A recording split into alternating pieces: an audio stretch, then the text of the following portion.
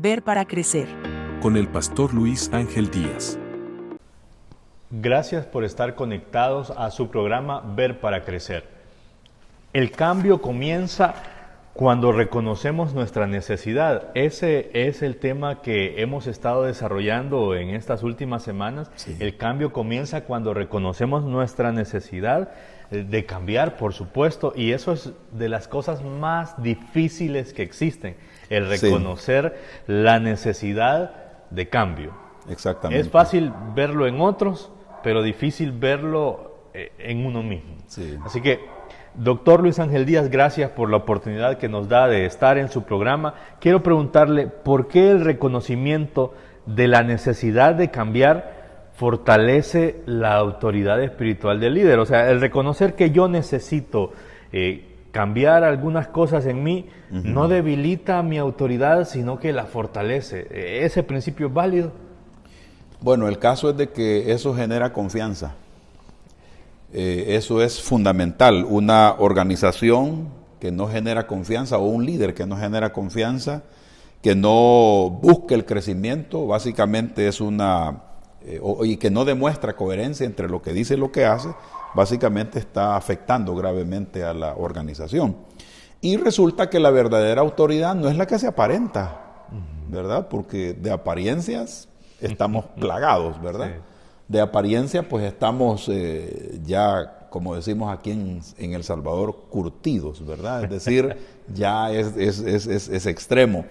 Pero cuando se vive en constante dependencia y lucha, porque hay una lucha, el apóstol Pablo señala él claramente, miserable hombre de mí, ¿verdad? ¿Quién me librará de este cuerpo de maldad? O sea, hay una lucha constante y nosotros como líderes tenemos que reconocer que estamos en esa lucha, como cualquier otra persona dentro de la organización a la que pertenecemos. Entonces, cuando el líder reconoce sus debilidades, busca crecer, inspira confianza, demuestra coherencia y refleja la obra transformadora del Evangelio, entonces eso va a beneficiar en gran medida a la organización. Y volvemos otra vez al principio del liderazgo, que la gente hace lo que mira. Acá muchas veces se da el problema que los líderes, por no pasar vergüenzas, por no pasar ciertas situaciones que no son agradables, no dicen la verdad de ellos mismos, ¿verdad? Si por ejemplo a un pastor o a algún líder cristiano, líder espiritual, le dicen, está enojado el pastor. No, yo no estoy enojado. O sea, ¿y por qué no dice que esté enojado? Pues, ¿y cuál es el problema si la Biblia nos da espacio para enojarnos? Más de alguna persona me ha dicho, no, es que usted esté enojado. Sí, yo estoy enojado. Y digo las causas, por esto y por esto estoy enojado. Eso no es pecado. No.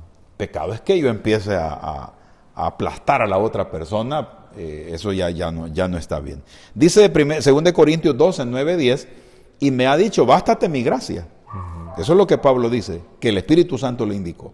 Porque mi poder se perfecciona en la debilidad. Por tanto, de buena gana me gloriaré más bien en mis debilidades, para que repose sobre mí el poder de Cristo. Es decir, cuando nosotros nos comportamos como lo que somos, es decir, como seres humanos débiles, entonces Dios se manifiesta con su poder. Así que en ese sentido es como muy necesario que cada uno de nosotros reconozcamos que como líderes somos seres humanos, nos cansamos al igual que Cristo.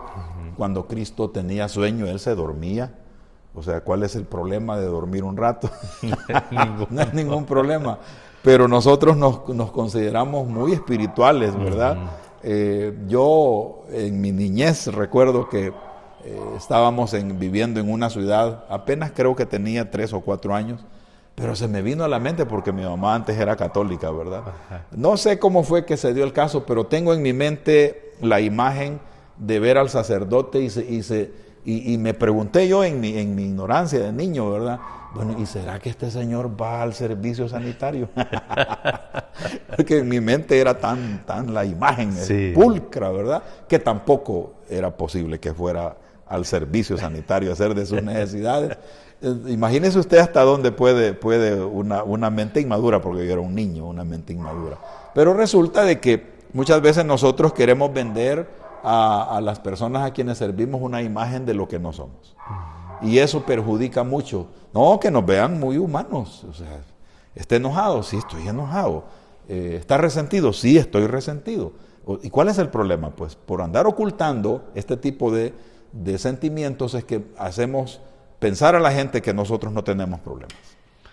¿Cómo puede el líder ayudar a otros a que puedan cambiar, pero sin la necesidad de imponérselos, que no se sienta que Sí. es a la fuerza? Sí. Bueno, con el ejemplo, ¿verdad? El poder de la verdad, el acompañar con paciencia, el orar, el ofrecer orientación bíblica, pero respetando siempre la libertad de la gente. Una de las cosas que nosotros observamos en muchas organizaciones religiosas y específicamente al interior de la iglesia evangélica es que hay mucho control de la conducta de las personas. Y más peor es cuando se quiere controlar la conciencia de la persona. Esa manipulación lo que genera es un trauma en la gente. Porque hay cristianos que obedecen a Cristo por miedo a lo que el pastor dice. Por miedo a lo que el líder espiritual o el líder religioso dice. Porque cree que le puede caer un rayo si no obedece. Yo pienso de que este tipo de pensamientos es producto de una conciencia perturbada. Porque una persona y sobre todo un líder espiritual que busca que el evangelio sea practicado por su gente, hará que las personas tomen decisiones por su propia cuenta, basados en el llamado de Dios y en la exigencia de la palabra. Y obviamente, no una exigencia que surge de una interpretación a medias de la Biblia, sino que el sentido del texto sea el correcto, porque muchas veces los líderes espirituales enfatizamos cosas que la Biblia no lo está diciendo. Y eso hace de que la gente quede esclavizada a ciertas prácticas que Dios no se las está pidiendo. Se las pide el líder, que se supone que es un líder espiritual. Entonces tenemos que tener mucho cuidado en eso, porque nosotros necesitamos lograr que nuestra gente viva en libertad del Evangelio, no en libertinaje, que esa es otra cosa. En libertad, es decir, que por voluntad propia tenga convicciones sólidas, el entendimiento de que su vida espiritual la está dedicando directamente a Dios, no por quedar bien con las personas, sino por quedar bien con Dios a quien le ha llamado. En los niños es bien fácil identificar quién fue. Sí. Porque usted les pregunta, ¿quién de ustedes fue? Yo no fui, dice el que lo hizo. Sí. En los ministerios, ¿cuál es el riesgo que existe de tener un líder que no reconoce sus errores? Bueno, ese tipo de líderes genera conflictos. Ese tipo de líderes lo que hace que el equipo pierda confianza uno con los otros. Se debilita la credibilidad de él y de otros líderes. Entonces, cuando nosotros como líderes no reconocemos nuestros errores, estamos básicamente afectando. Es igual que los padres y las madres. Cuando papá y mamá no aceptan sus errores, no está siendo el mejor modelo para los hijos. En el caso de los líderes es igual. Líderes espirituales, en este caso, todavía se vuelve más complicado. Pero no es una cuestión exclusiva a las iglesias, sino a cualquier otro tipo de organización. Porque cuando en una organización social o cultural o política o empresarial hay un líder que no reconoce sus errores, está dejando esa semilla ahí sembrada en la cultura, en el comportamiento de quienes forman esa organización. Entonces hay un debilitamiento del equipo. Y esto es perjudicial porque lo que termina haciendo es rompiendo la unidad de esa organización y divididos no pueden lograr lo que se han propuesto. Antes de continuar con el programa, quiero recordarles que está a la venta ya mi primer libro que he titulado Desarrollar una visión, reflexiones para la vida.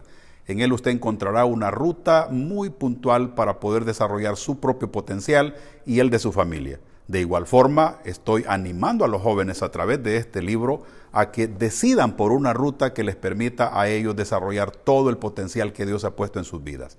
Así que les animo en el Señor a comprar este libro y continuamos con nuestro programa. ¿Cuál sería la mayor evidencia de un líder que está siendo transformado por Dios? Bueno, acá estamos hablando del carácter. El carácter cada vez se va pareciendo más a Cristo y por supuesto que este es un proceso que nos va a llevar mucho tiempo, pero tenemos que integrar dos cosas, los líderes espirituales. Primero, integrar valores y principios basados en la Biblia. Los valores, para entenderlos con más exactitud, tiene que ver con esas cualidades que son característicos de un líder cristiano. Y la humildad, por ejemplo, es una cualidad y a la vez un valor que es característico del líder cristiano. Un líder cristiano que no es humilde, o sea, ¿qué pasa ahí? ¿Por qué razón? Se supone que aprende de Cristo, pero lo vemos que es orgulloso, que es jactancioso, que es vanaglorioso, que se ufana de lo que hace.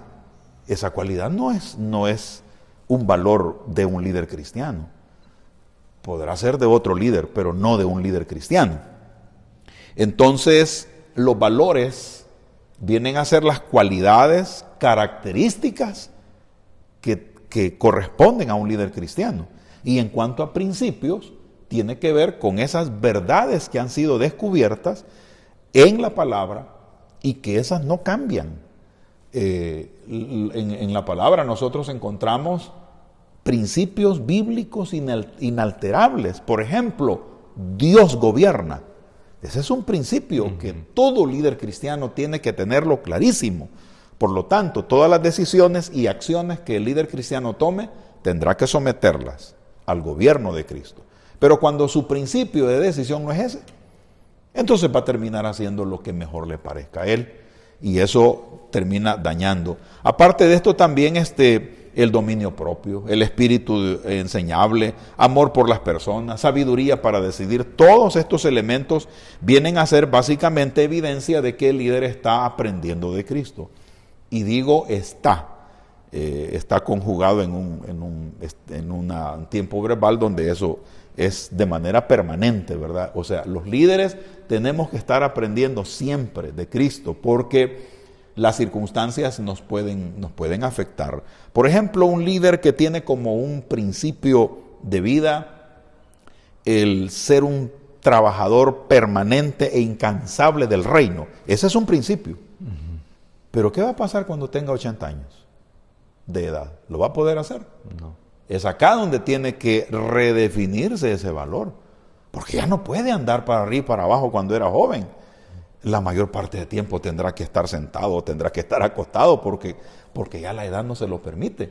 Entonces los principios y valores tenemos que irlos reevaluando, reinterpretando y adecuándonos a la situación en la que estamos, pero sin hacerlo a un lado.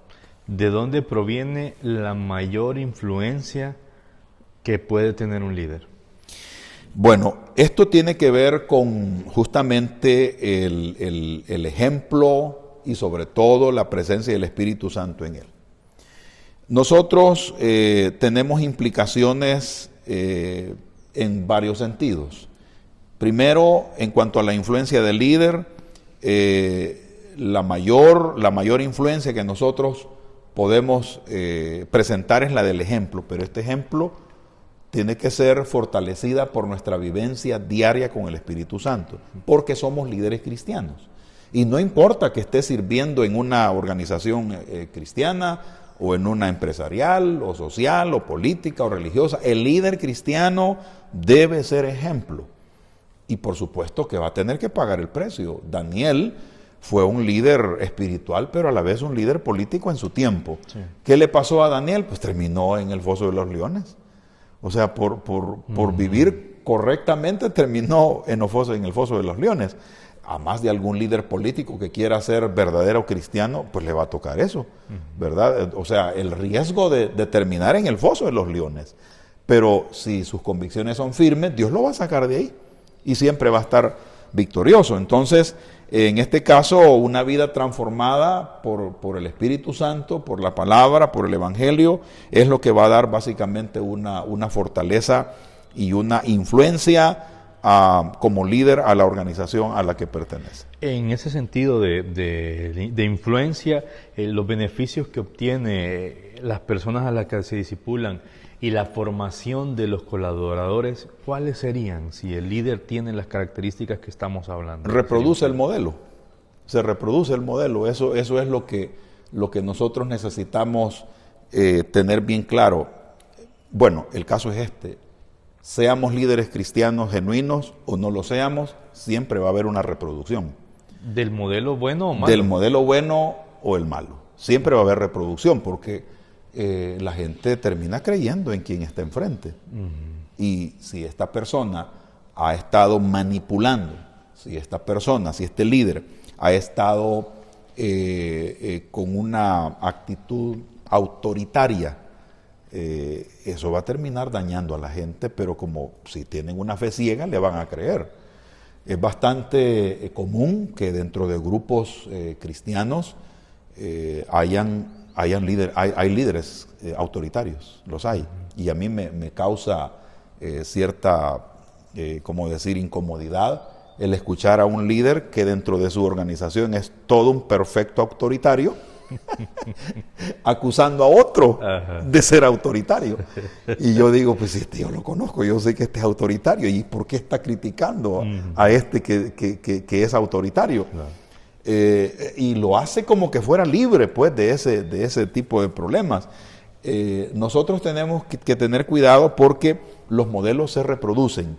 Por ese motivo es que el líder espiritual, en el caso de líderes cristianos, diseminados en cualquier parte de cualquier tipo de organización, tenemos que estar reproduciendo el modelo correcto. Pero para eso, al igual que los vehículos, al igual que la maquinaria, que lo llevamos a mantenimiento, nosotros tenemos que tener mantenimiento diario a través de la oración, a través de nuestro devocional, reenfocarnos porque de repente todo el día anterior anduvimos algo perdidos y necesitamos reenfocarnos en nuestro devocional para que Dios nos ayude a sobrellevar las cosas tal como son.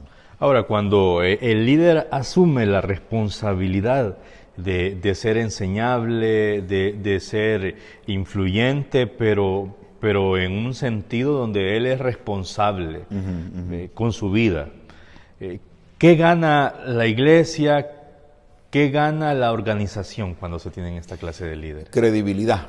Fíjese que esto es un valor enorme, porque hay veces que, paso al ejemplo de una familia, cuando el papá tiene una integridad bien comprobada y llega algún hijo de este padre y se dan cuenta de que es hijo de don fulano, no, inmediatamente se abrieron puertas, pero no por el comportamiento del hijo, sino por el del padre. Entonces, en este sentido, cuando nosotros tenemos ese comportamiento correcto, las organizaciones ganan credibilidad. Depende de quién dirija la organización y de cuánta credibilidad ha acumulado, eso va a permitir mayor influencia. Los líderes cristianos tenemos que esforzarnos porque ganar credibilidad no es fácil. Esto solo se logra con un desarrollo del carácter y es lo que más cuesta, porque cada quien tiene su herencia temperamental y hay cosas que nos intentamos sacudir de una u otra forma, pero ahí va a surgir la parte temperamental que hemos heredado, porque esos impulsos heredados, lo que tenemos que hacer es educarlos, pero hacerlos desaparecer no será posible porque lo hemos recibido en el ADN, ¿verdad? Así que tenemos que ver cómo los educamos. Pero cuando nosotros no logramos establecer un proceso que funcione, eso se va a salir tarde o temprano. Lo bravo se le va a salir, lo maleducado se le va a salir. Porque no está haciendo un proceso que realmente sea conveniente. Así que la credibilidad viene a ser un capital valioso. El líder que busca ser creíble, que está cambiando su carácter, lo está desarrollando, vuelve a su organización una organización con credibilidad, ¿verdad? Y cuando se da el cambio generacional en esa organización porque falleció o porque envejeció la persona y quien queda no sigue con ese desarrollo de credibilidad, esa organización tiende a desaparecer. Porque lo que en la sociedad se valora es la credibilidad. No trasciende en ese sentido. No trasciende, sí. ¿Cuáles serían las conclusiones y recomendaciones para que los líderes cristianos puedan ser influyentes en su entorno? En primer lugar, permitir que Dios transforme el corazón nuestro antes de dirigir a otros. No es que dirigiendo voy a cambiar mi corazón. Es como aquel que diga, no, si a mí me dan la oportunidad, yo me voy a hacer rico. No, es que el rico no empieza así. La persona que quiere multiplicar sus recursos primero hace el cambio en la cabeza. No tiene nada, pero en su cabecita tiene un sueño, tiene un proceso, tiene un proyecto y lo ejecuta y paso a paso lo va cambiando. Primero hagamos que Dios cambie nuestro corazón para dirigir a otros. Practicar una cultura permanente de rendición de cuentas, modelar humildad delante del equipo que nos rodea, fomentar ambientes donde reconocer errores sea una oportunidad de crecimiento, recordar que el liderazgo cristiano se fortalece mediante una transformación continua. Serían mis recomendaciones. Y como conclusiones diría lo siguiente: el líder transformado influye con mayor autoridad moral. La humildad fortalece la credibilidad del ministerio, el ejemplo personal precede a la enseñanza eficaz y Dios utiliza líderes que permanecen abiertos a su obra transformadora. Gracias, doctor Luis Ángel Díaz, por explicarnos estos elementos para ser un líder transformado y que esa transformación genere influencia con su entorno. Gracias a usted que ha estado conectado al programa del doctor Luis Ángel Díaz Andinos, Ver para Crecer. Bendiciones.